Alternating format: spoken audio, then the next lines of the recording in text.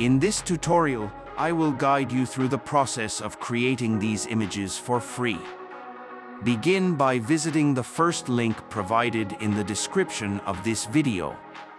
Ensure that you sign in correctly with your Microsoft account.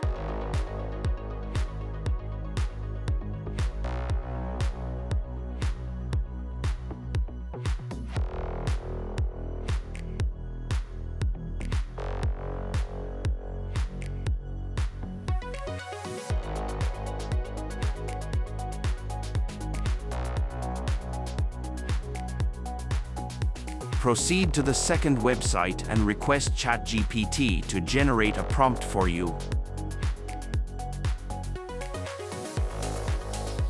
Copy the prompt and paste it here, then click on the Create button.